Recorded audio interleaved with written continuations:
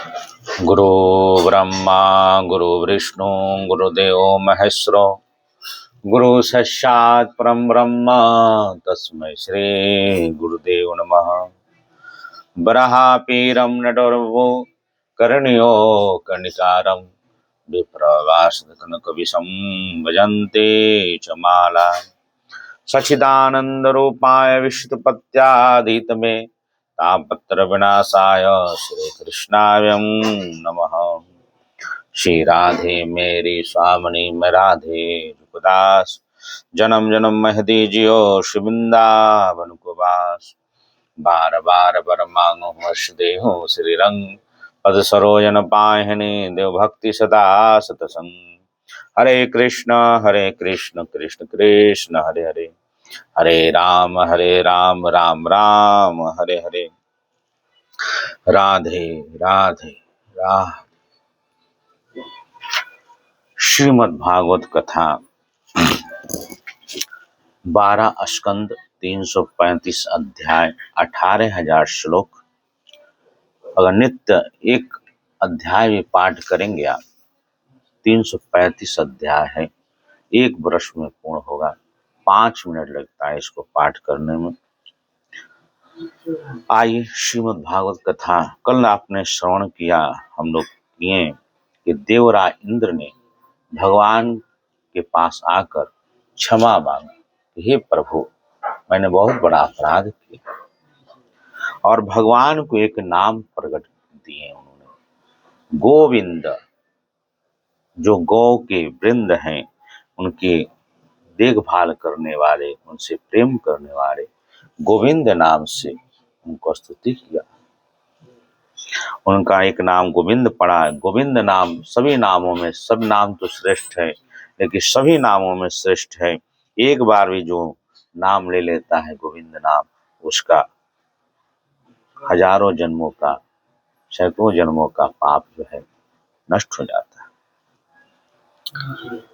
तो आइए इसी कथा में एक बार नंद बाबा द्वादशी लगने पर यमुना जल में स्नान करने के लिए प्रवेश किया। उस समय घड़ी तो था नहीं, वो अर्धरात्रि का समय था, असुरों की बेला था। 12 से 3 होता है, ये असुर बेला होता है। उसमें उसी क्षण वो स्नान कर रहे थे, 2 बजे के रात की होगा।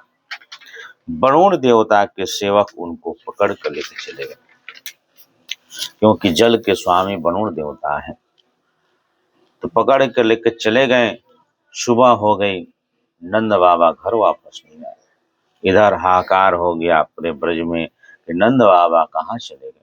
तब पता चला कि ये तो स्नान करने के लिए गए थे।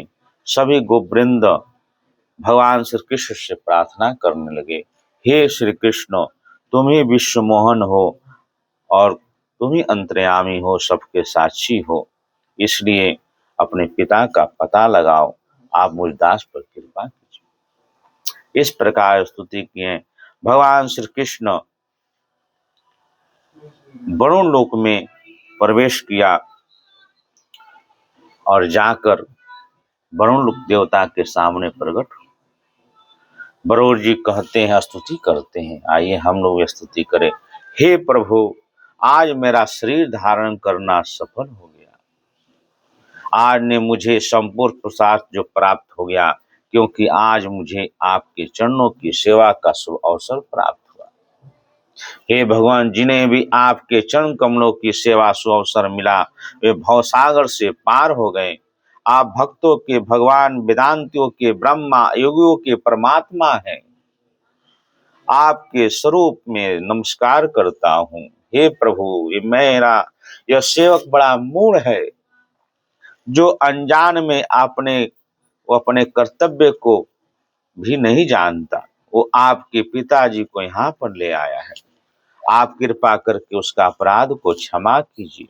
हे गोविंद, हे गोपाल, हे ब्रह्मांड नायक, मैं जानता हूँ कि आप अपने पिता के प्रति बड़ी प्रेम भाव रखते हैं। ये आपके पिता हैं, इसलिए आप उन्हें ले जाइए।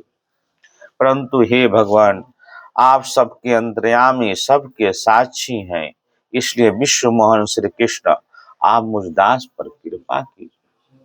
वरुण देवता ने इस प्रकार भगवान श्री कृष्ण को प्रार्थना किया, उनकी स्तुति किया, उनका पूजन किया और नंद बाबा को अर्पण कर दिया। नंद बाबा सब वहां पर देख रहे थे। उन्होंने आकर सारा वृत्तांत अपने गोप वृंद को सुनाया कि भगवान हमारे लल्ला की किस तरह वरुण देवता स्तुति कर रहे थे। ये साधारण पुरुष नहीं है, भगवान। आइए इसी कथा वर्ण में महारास की लीला आरंभ होती है, जो आत्मा और परमात्मा का मिलन ही महारास है। इस शरीर पुरुष स्त्री का मिलन नहीं है। आत्मा जो हमारे अंदर बैठे हुए हैं, आत्मा रूप में परमात्मा है, उस आत्मा परमात्मा का मिलन को ही महारास। एक बार शरद ऋतु के समय पूर्णिमा के दिन भगवान श्री कृष्ण बांसुरी बजाने लगे। यमुना जी के पुलिन के पास मंद मंद स्वर्ण ध्वनि से निकल रही थी। बहुत आनंदित विश्व मोहिनी की तरह सबको मोहित करने लगा। सारे गोपियां के पास वो ध्वनि प्रवेश कर गई। ब्रज ध्वनि बंसी ध्वनि सुनकर गोपियां कोई दूध दो रही थी, कुछ सावध दूध धोना छोड़कर भगवान के पास चल दौड़ी। कोई चूल्हे पर दूध औंटा रही थी, उबलता हुआ दूध को छोड़कर लपसी पका रही थी। बिना लपसी उतारे भगवान के तरफ दौड़ कर चली गई। कोई भोजन परोस रही थी, परोसना छोड़कर छोटे छोटे बच्चों को दूध पिला रही थी। दूध पिलाना छोड़कर भगवान की तरफ दौड़ पड़ी। कोई पतियों की सेवा कर रही थी, सेवा छोड़कर स्वयं भोजन कर रही थी। कोई छोड़कर भगवान श्री कृष्ण के पास दौड़ने लगी। कोई शरीर पर अंग चंदन उपटन लगा रही थी, आंखों में अंजन लगा रही थी। सब छोड़कर उल्टे पुल्टे शरीर धारण कृष्ण के पास भगवान के तरफ दौड़ पड़ी। पिता पतियों के भाई जाते उन्हें रोका, मंगल प्रेम यात्रा विघ्न डाला, परंतु इतना मोहित हो गई कि रोकने पर भी नहीं रुक सकी। जब जब जीव मनुष्य जो भी है भगवान के तरफ से जाता है, उनका भजन करता है, कीर्तन करने लगता है, उनसे प्रेम करने लगता है, तो संसार रूपी जो है बाधा उसको खींचने लगती है, उसको माया खींचने लगती है कि तुम ऐसे मत करो, ये गलत चीज है, फालतू काम है। इस तरह के संसार में बाधा डालने लगते हैं। जब जब भी आप भगवान की तरफ बढ़ेंगे, आपके अपने ही लोग इसको बाधा डालते हैं कि भगवान की तरफ मत जाओ। जानते हैं कि हमको छोड़ के भगवान से भूल जाएगा, उच्च श्रेणी को प्राप्त होगा। इस कलिकाल में भी यही दशा है। तो इस तरह भगवान सभी गोपिया वृंद, सभी देव देवता भी वहां गोपी के रूप धारण करके, ऋषि मुनि जितने भी ऋषि मुनि थे सब गोपी रूप धारण करके भगवान के यमुना के पुलिन निधिवन के पास आ गए। जो वृंदावन में निधिवन में आस भी महारास भगवान करते। तब तक इधर भगवान भोलेनाथ को पता चला कि भगवान तो महारास कर रहे। वो भी दौड़े दौड़े आए कि हम भी महारास में सम्मिलित होंगे। तो ललिता जी, विशेखा, विशाखा सखी और अन्य सखियों ने उन्हें रोक दिया कि इसमें पुरुष रूप का कोई प्रवेश नहीं है, पुरुष तो केवल एक परमात्मा भगवान श्री कृष्ण। तो उन्होंने ललिता जी से पूछा कि हे ललिता जी, हम भी महारास में शामिल होना चाहते हैं, इसका उपाय बताइए। तब उन्होंने कहा कि आप गोपी रूप धारण करके इसमें प्रवेश कर सकते। भगवान भोलेनाथ कानों में कुंडल, माथे पे टीका, नाक में नथनी और साड़ी पहनकर बहुत सुंदर से सज धज कर माता पार्वती के साथ उस महारास में प्रवेश किया। वही ललिता जी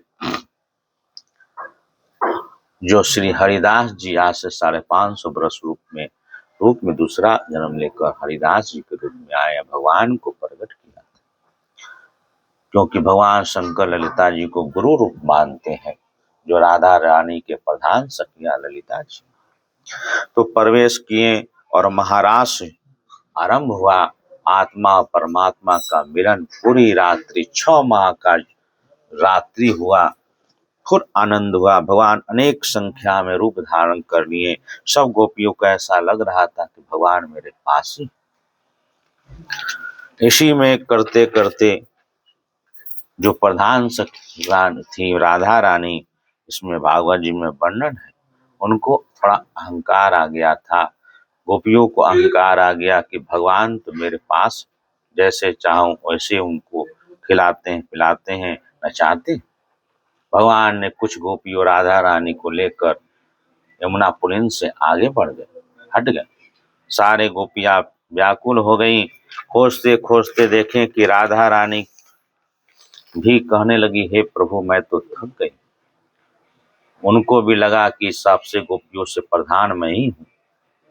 भगवान ने कहा ठीक है, आप मुझे कंधे पे आ जाइए। जो कंधे पे बैठना चाहा भगवान अंतर्ध्यान, वो भी बैठकर वहीं रोने लगी अपनी यमुना के किनारे।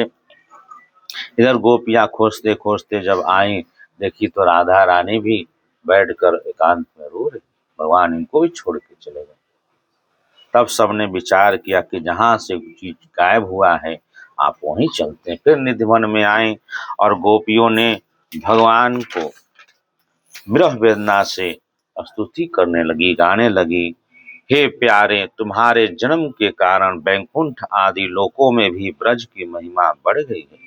तभी तो सौंदर्य और मृदुता की देवी जी लक्ष्मी जी अपनी निवास स्थान बैकुंठ छोड़कर यहाँ नित्य निरंतर निवास करने लगी हैं, इसकी सेवा करने लगी है।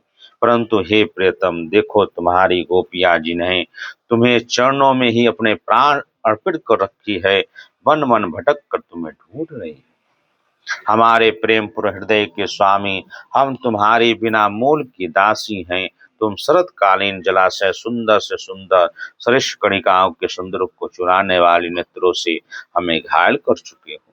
हे हमारे मनोरथ को पूर्ण करने वाले प्राणेश्वर, क्या नेत्र से मारना बद्ध नहीं है? शस्त्रों अस्त्रों से हत्या करना ही बद्ध है? हे पुरुष शिरोमणि, यमुना जी के विषैले जल से होने वाले मृत्यु के अजगर के रूप से खाने वाले अघासुर से, इंद्र की वर्षा से आंधी बिजली, दानव दल वृषभासुर और भीमासुर, भिन्न भिन्न असुरों पर सब प्रकार के भयों से तुमने बार बार हम लोगों की रक्षा की है। तुम लोग केवल यशोदानंदन ही नहीं हो, समस्त शरणधारियों के हृदय में रहने वाले उनके साक्षी हो। हे अंतर्यामी, हे सखे, ब्रह्मा जी की प्रार्थना से विश्व की रक्षा करने के लिए तुम यदुवंश में अवतरित हो। अनेक प्रकार के गोपियों ने स्तुति किया, वंदना किया, प्रेम किया। तब भगवान उन्हीं के बीच में प्रकट हो गए और महारास आरंभ किया। महारास जब पूर्ण हो गया तो भगवान कहते हैं सब गोपियां अपने अपने घर जाइए, आत्मा और परमात्मा का मिलन। इसमें अनेक प्रकार के संसारी लोग विवश डालते हैं, तर्क करते हैं, जो गलत है, नहीं करना चाहिए। आज की कथा यहीं विश्राम, कल आगे कथा सुदर्शन और चक्रसूर के उद्धार। भागवत जी में बहुत प्रकार के लीला संपन्न है। सचिदानंद रूपाय विशुद्धपत्याधितमे तापत्र विनाशाय श्री कृष्णाय नमः।